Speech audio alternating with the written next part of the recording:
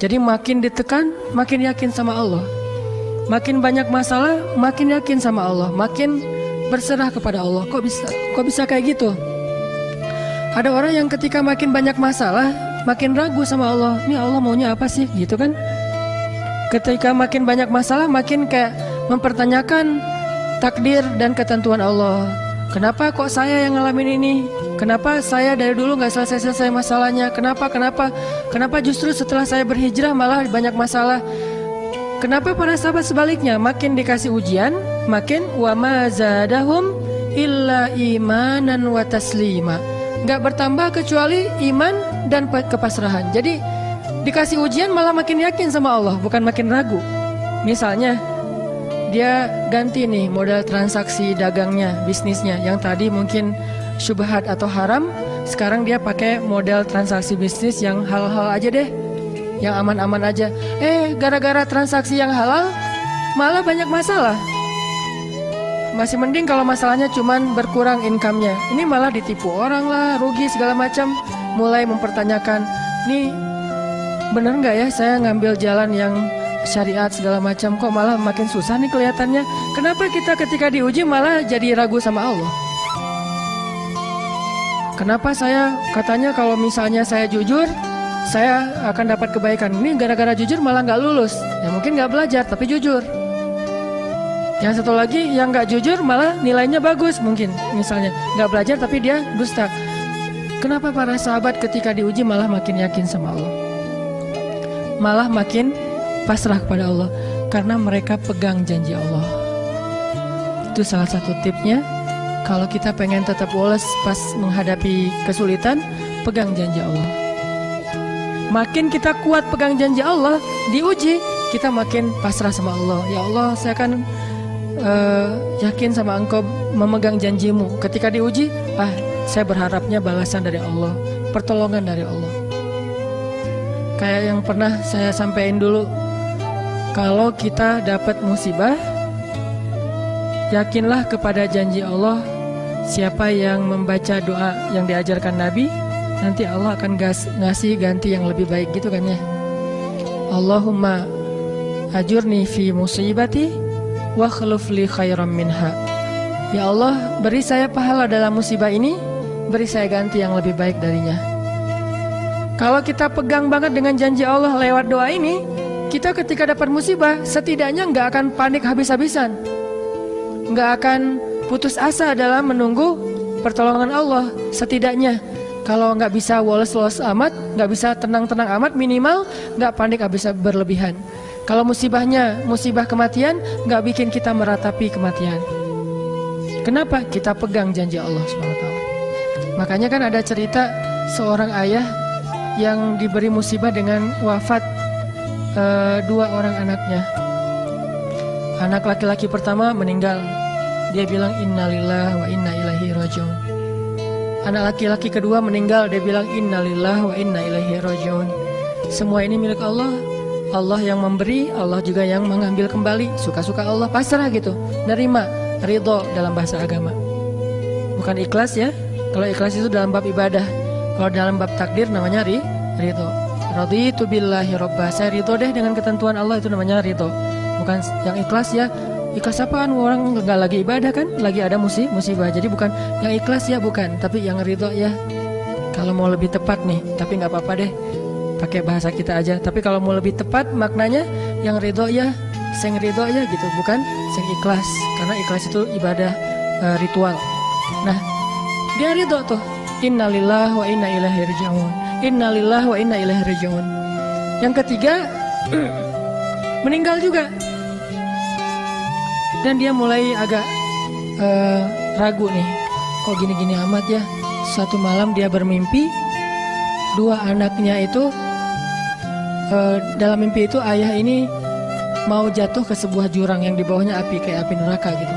Ditarik sama dua anaknya, cuman gak kuat. Kata mereka, seandainya adik ada di sini pasti bisa narik nih, bisa nyelamatin ayah. Kalau adik ada di situ, kenapa cuma dua yang nolong? Karena dua itu yang dia ridho, yang satu lagi nggak ridho. Akhirnya cuma dua orang yang bisa nolong dia di akhirat. Bangun dari mimpi dia sadar, oh ternyata justru Allah pengen nolong dia di akhirat dengan musibah itu. Dan buat anaknya juga kebaikan nanti di akhirat masuk surga. Akhirnya dia bilang innalillah wa inna ilaihi rajiun, astaghfirullahalazim. Hidup kadang kayak gitu. Ketika kita pegang janji Allah, ada sesuatu yang kita tunggu di dalam kesulitan hidup kita, sehingga buat kita selalu punya harapan. Tapi kalau kita nggak pegang janji Allah, kita nggak nunggu apa-apa kecuali mengeluhkan keadaan kita, dan itu bikin kita lemah. Ditolak yang pertama, innalillah wa inna ilaihi rajiun. Ya Allah, beri saya yang lebih baik darinya. Nemu nih, ditolak lagi. Lebih cantik tapi nolak juga, kan lebih sakit ya. Lebih cantik ditolak lebih sakit. Ya Allah, beri yang lebih baik lagi. Makin lama makin di puncaknya rasa sakit yang udah gak tahan diterima. Ini happy ending nih. Ada gak ya yang kayak gitu ya? Kalau jarang ada, berarti belum mempraktekkan jurus ini nih. Kalau pengen kayak gitu, coba tes deh. Cuman kalau ngetes Allah, Allah tahu sih ya. Coba deh praktekin, bukan ngetes, praktekin. Nanti pasti kita akan melihat hasil yang luar biasa. Jadi pegang janji Allah. Saya kalau nggak selalu sih, kadang-kadang nih, terutama hal-hal yang masih mampu. Ada musibah kecil, langsung berpegangan pada janji Allah. Nah, ntar Allah ganti yang lebih baik. Tapi itu harus dengan bahasa hati ya, bukan dengan lisan doang nih. Wa khluf li khairam minha. Hati nggak percaya. Allah kan bermuamalah berakad dengan kita lewat hati itu teman-teman. Allah nggak berakad dengan kita lewat lisan doang. Makanya niat itu kan sesuatu yang terbersih di dalam hati. Walaupun dalam prakteknya ada mazhab yang mengucapkan, ada mazhab yang tidak mengucapkan. Yang jelas secara definisinya terbersih di dalam hati. Innamal a'malu binniyat. Terus Nabi menunjukkan dalam riwayat yang lain, Nabi menunjukkan ke dadanya atau hatinya. Artinya Allah berakad dengan kita itu dengan hati. Jadi kita kalau mau ditolong Allah, katakan kalimat itu dengan benar-benar yakin di hati kita. Wa khluf li khairam minha. Emang yakin saya Allah bisa ganti nih. Yakin. Gimana caranya? Itu bukan bagian kita, itu bagian Allah. Bagian kita berharap, bagian Allah memberikan cara. Jangan sampai kita mengambil bagian Allah. Pasti kita akan kebingungan. Orang kita bukan Tuhan. Mengambil bagian Allah apa? Harus jelas caranya. Kalau nggak jelas nggak percaya. Terlalu logis. Akhirnya nggak lagi ada ruang untuk kita berharap kepada sesuatu. Jangan mengambil bagian Allah. Gimana caranya? Ya terserah Allah. Yang penting saya berharap Allah ganti yang lebih baik. Ikhtiar urusan kewajiban kita kepada Allah. Bukan cara itu teh. Kewajiban kita kepada Allah. Ikhtiar itu dalam agama kayak ibadah, sholat, puasa, zakat. Bukan jalan untuk menemukan suatu kebaikan, karena Allah yang menentukan. Kadang-kadang kita ikhtiar ini jalannya dari yang lain. Kita ngejar, ternyata dapatnya justru yang kita sering pakai curhat. Kan beda-beda kan cara Allah ya. Kita ngejar, gak berhasil, curhat lagi ke teman kita di sebelah. Ternyata dia, bukan dia yang jadi sama dia, kita jadi sama dia gitu maksudnya. Ini artinya emang Allah yang punya cara, asbab, subul. Walladzina jahadu fina lanahdiyannahum subulana. Orang yang bersungguh-sungguh di jalan kami akan tunjukkan kepada cara-cara menuju kepada kebaikan. Subul bukan cuma satu. Kalau satu sabil, ini berarti Allah yang punya cara.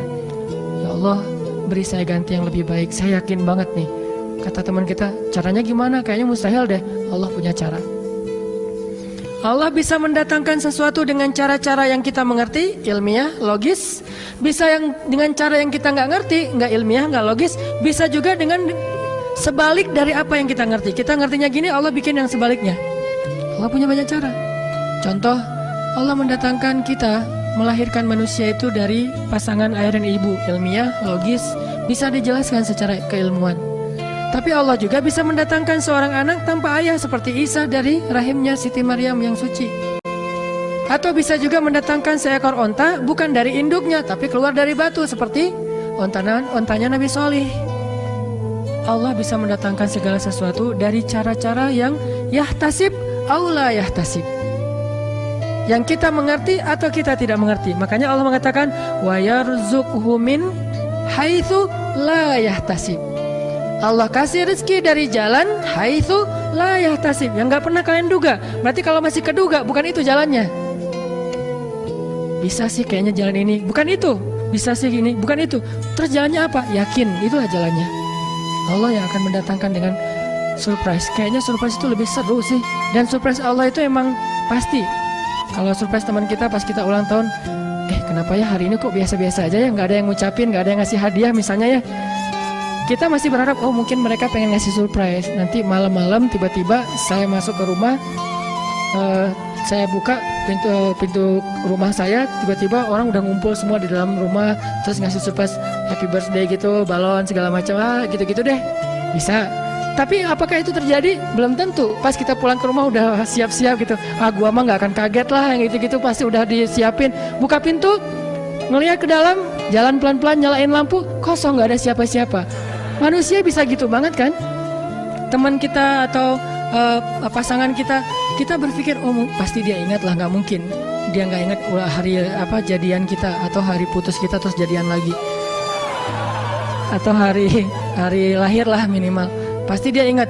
Tapi belum tentu dia bisa ngasih kita surprise seperti yang kita harapin. Kalaupun dia ngasih surprise, kadang-kadang kado atau hadiahnya itu nggak seperti yang kita harapin, biasa-biasa aja ternyata. Mungkin dia lagi nipis keuangannya, nggak punya modal apa-apa, ya udah ngasih apa yang ada aja, pulpen, permen. Nah, Allah nggak gitu. Allah kalau ngasih surprise itu benar-benar ngasih dan buat kita benar-benar ngerasa beruntung kalau kita percaya. Makanya berakatlah dengan Allah lewat hati. Hadza ma wa'adanallahu wa rasuluh wa sadaqallahu wa rasuluh. Benarlah Allah dan Rasul. Hasbiyallah, atau apapun ucapan-ucapan belief, termasuk wa khluf li khairam minha, beri saya ganti yang lebih baik darinya. Tapi kita berakad itu dengan hati. Allah tunjukin tuh.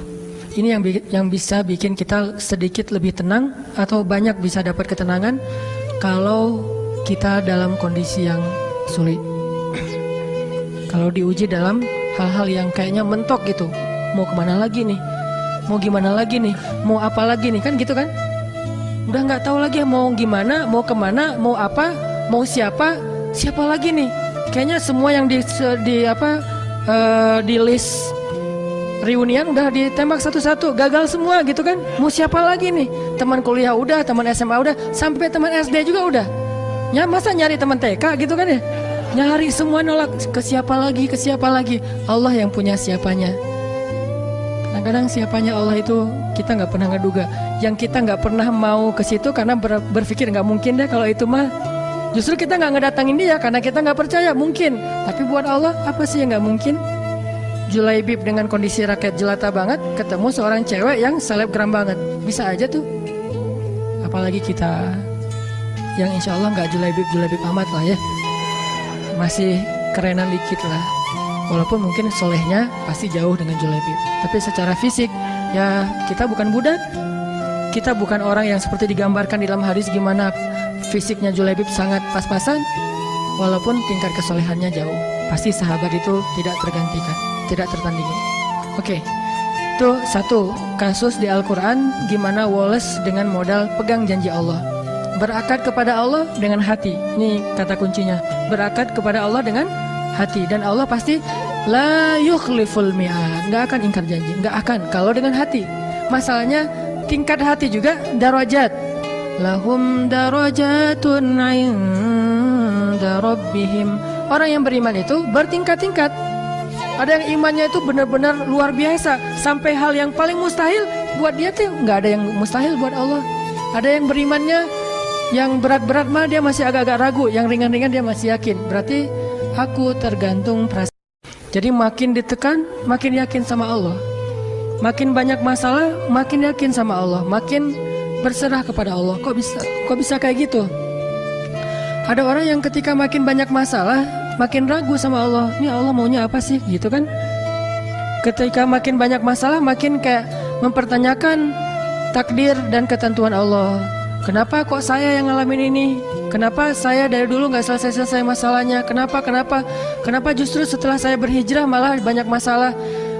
Kenapa para sahabat sebaliknya? Makin dikasih ujian, makin wa ma zadahum illa imanan wa taslima.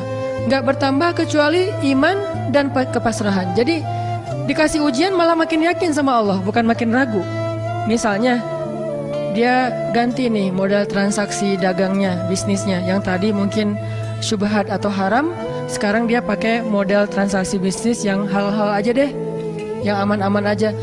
Gara-gara transaksi yang halal malah banyak masalah.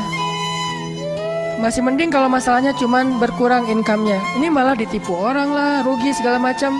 Mulai mempertanyakan, nih bener nggak ya saya ngambil jalan yang syariat segala macam, kok malah makin susah nih kelihatannya. Kenapa kita ketika diuji malah jadi ragu sama Allah? Kenapa saya katanya kalau misalnya saya jujur saya akan dapat kebaikan. Ini gara-gara jujur malah nggak lulus. Ya mungkin nggak belajar tapi jujur. Yang satu lagi yang nggak jujur malah nilainya bagus, mungkin misalnya nggak belajar tapi dia dusta. Kenapa para sahabat ketika diuji malah makin yakin sama Allah, malah makin pasrah kepada Allah? Karena mereka pegang janji Allah. Itu salah satu tipsnya. Kalau kita pengen tetap woles pas menghadapi kesulitan, pegang janji Allah. Makin kita kuat pegang janji Allah, diuji kita makin pasrah sama Allah. Ya Allah, saya akan yakin sama Engkau memegang janjimu. Ketika diuji, saya berharapnya balasan dari Allah, pertolongan dari Allah. Kayak yang pernah saya sampaikan dulu, kalau kita dapat musibah, yakinlah kepada janji Allah. Siapa yang membaca doa yang diajarkan Nabi, nanti Allah akan ngasih ganti yang lebih baik, gitu kan ya. Allahumma ajurni fi musibati wa khuluf li khairam minha. Ya Allah, beri saya pahala dalam musibah ini, beri saya ganti yang lebih baik darinya. Kalau kita pegang banget dengan janji Allah lewat doa ini, kita ketika dapat musibah setidaknya nggak akan panik habis-habisan, nggak akan putus asa dalam menunggu pertolongan Allah. Setidaknya kalau nggak bisa woles-woles amat, nggak bisa tenang-tenang amat, minimal nggak panik habis berlebihan. Kalau musibahnya musibah kematian, nggak bikin kita meratapi kematian. Kenapa? Kita pegang janji Allah SWT. Makanya kan ada cerita seorang ayah yang diberi musibah dengan wafat dua orang anaknya. Anak laki-laki pertama meninggal, dia bilang innalillahi wa inna ilaihi rajiun. Anak laki-laki kedua meninggal, dia bilang innalillahi wa inna ilaihi rajiun. Semua ini milik Allah. Allah yang memberi, Allah juga yang mengambil kembali. Suka-suka Allah, pasrah gitu, nerima, ridho dalam bahasa agama. Bukan ikhlas ya. Kalau ikhlas itu dalam bab ibadah. Kalau dalam bab takdir namanya ridho. Raditu billahi robba. Saya ridho deh dengan ketentuan Allah, itu namanya ridho. Bukan yang ikhlas ya.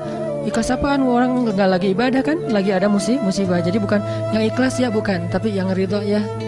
Kalau mau lebih tepat nih, tapi nggak apa-apa deh, pakai bahasa kita aja. Tapi kalau mau lebih tepat maknanya yang ridho ya, sing ridho ya gitu, bukan sing ikhlas. Karena ikhlas itu ibadah ritual. Nah, dia ridho tuh. Innalillahi wa inna ilaihi rajiun. Innalillahi wa inna ilaihi rajiun. Yang ketiga meninggal juga. Dan dia mulai agak ragu nih. Kok gini-gini amat ya?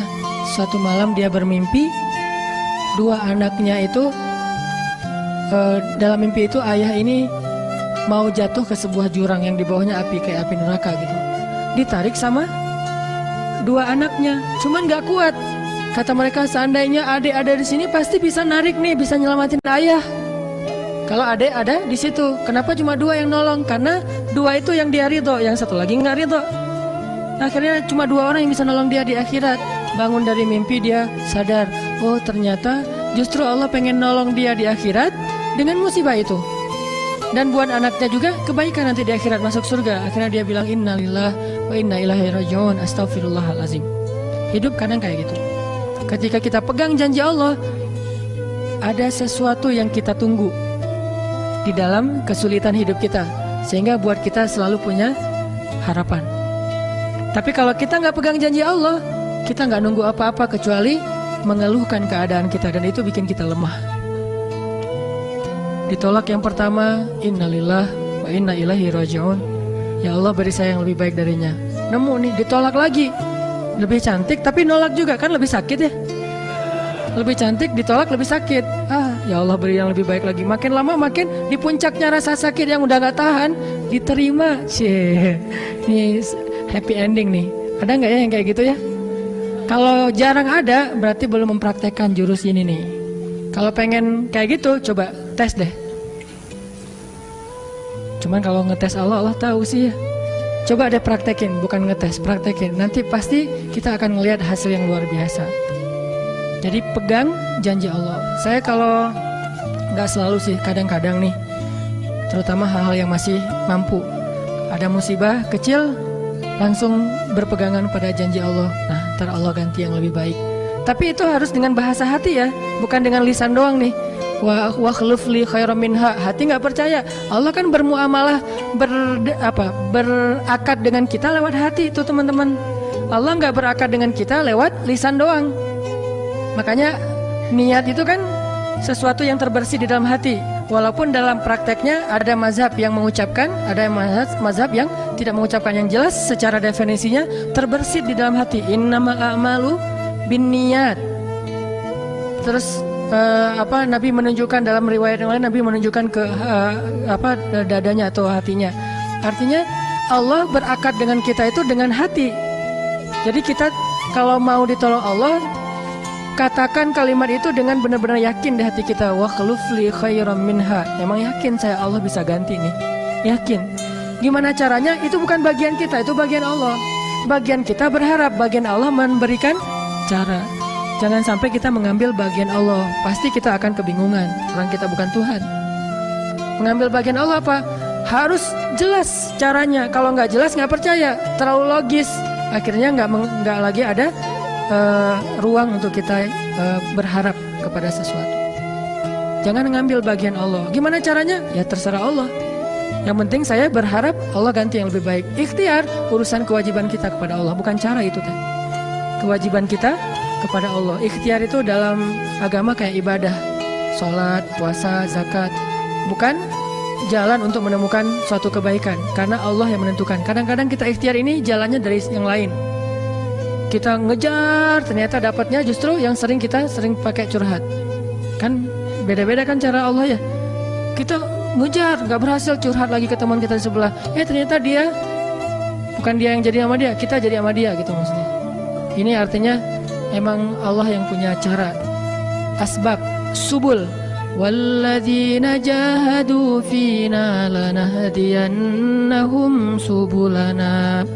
Orang yang bersungguh-sungguh di jalan kami akan tunjukkan kepada cara-cara menuju kepada kebaikan.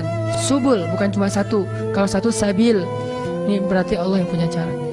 Ya Allah, beri saya ganti yang lebih baik. Saya yakin banget nih. Kata teman kita, caranya gimana? Kayaknya mustahil deh. Allah punya cara.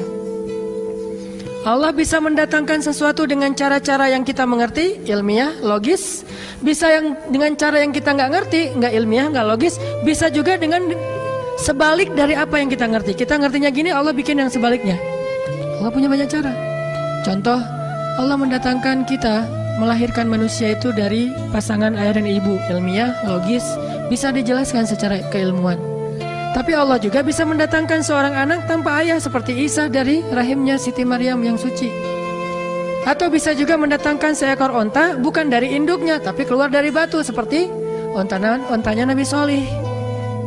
Allah bisa mendatangkan segala sesuatu dari cara-cara yang yahtasib aula yahtasib. Yang kita mengerti atau kita tidak mengerti. Makanya Allah mengatakan wa yarzuqhu min haitsu la yahtasib. Allah kasih rezeki dari jalan haitsu la yahtasib, yang gak pernah kalian duga. Berarti kalau masih keduga, bukan itu jalannya. Bisa sih kayaknya jalan ini, bukan itu. Bisa sih ini, bukan itu. Terus jalannya apa? Yakin, itulah jalannya. Allah yang akan mendatangkan dengan surprise. Kayaknya surprise itu lebih seru sih. Dan surprise Allah itu emang pasti. Kalau surprise teman kita pas kita ulang tahun, kenapa ya hari ini kok biasa-biasa aja ya, gak ada yang ngucapin, gak ada yang ngasih hadiah misalnya ya. Kita masih berharap, mungkin mereka pengen ngasih surprise. Nanti malam-malam tiba-tiba saya masuk ke rumah, saya buka pintu rumah saya, tiba-tiba orang udah ngumpul semua di dalam rumah, terus ngasih surprise happy birthday gitu, balon segala macam, gitu-gitu deh. Bisa. Tapi apakah itu terjadi? Belum tentu. Pas kita pulang ke rumah udah siap-siap gitu. Gua mah nggak akan kaget lah, yang gitu-gitu pasti udah disiapin. Buka pintu, ngelihat ke dalam, jalan pelan-pelan, nyalain lampu, kosong, nggak ada siapa-siapa. Manusia bisa gitu banget kan? Teman kita atau pasangan kita berpikir, oh pasti dia ingat lah, nggak mungkin dia nggak ingat hari jadian kita atau hari putus kita terus jadian lagi, atau hari lahir lah minimal. Pasti dia ingat, tapi belum tentu dia bisa ngasih kita surprise seperti yang kita harapin. Kalaupun dia ngasih surprise, kadang-kadang kado atau hadiahnya itu nggak seperti yang kita harapin, biasa-biasa aja ternyata. Mungkin dia lagi nipis keuangannya, nggak punya modal apa-apa, ya udah ngasih apa ada aja, pulpen, permen. Nah, Allah nggak gitu. Allah kalau ngasih surprise itu benar-benar ngasih dan buat kita benar-benar ngerasa beruntung kalau kita percaya. Makanya berakatlah dengan Allah lewat hati. Hadza ma wa'adanallahu wa rasuluh wa sadaqallahu wa rasuluh. Benarlah Allah dan Rasul. Hasbiyallah atau apapun ucapan-ucapan belief, termasuk wa khluf li khairam minha, beri saya ganti yang lebih baik darinya. Tapi kita berakad itu dengan hati. Allah tunjukin tuh. Ini yang bisa bikin kita sedikit lebih tenang atau banyak bisa dapat ketenangan kalau kita dalam kondisi yang sulit. Kalau diuji dalam hal-hal yang kayaknya mentok gitu. Mau kemana lagi nih? Mau gimana lagi nih? Mau apa lagi nih? Kan gitu kan? Udah nggak tahu lagi mau gimana, mau kemana, mau apa, mau siapa lagi nih? Kayaknya semua yang di list reunian udah ditembak satu-satu, gagal semua gitu kan. Mau siapa lagi nih? Teman kuliah udah, teman SMA udah, sampai teman SD juga udah. Masa nyari teman TK gitu kan ya? Nyari semua nolak, ke siapa lagi? Allah yang punya siapanya. Kadang-kadang siapanya Allah itu kita nggak pernah ngeduga. Yang kita nggak pernah mau ke situ karena berpikir nggak mungkin deh kalau itu mah. Justru kita nggak ngedatangin dia karena kita nggak percaya mungkin. Tapi buat Allah apa sih yang nggak mungkin? Julaibib dengan kondisi rakyat jelata banget ketemu seorang cewek yang selebgram banget, bisa aja tuh. Apalagi kita yang insya Allah nggak Julaibib amat lah ya, masih kerenan dikit lah. Walaupun mungkin solehnya pasti jauh dengan Julaibib, tapi secara fisik ya kita bukan budak, kita bukan orang yang seperti digambarkan di dalam hadis gimana fisiknya Julaibib sangat pas-pasan. Walaupun tingkat kesolehannya jauh, pasti sahabat itu tidak tergantikan, tidak tertandingi. Oke, itu satu kasus di Al-Quran gimana Wallace dengan modal pegang janji Allah.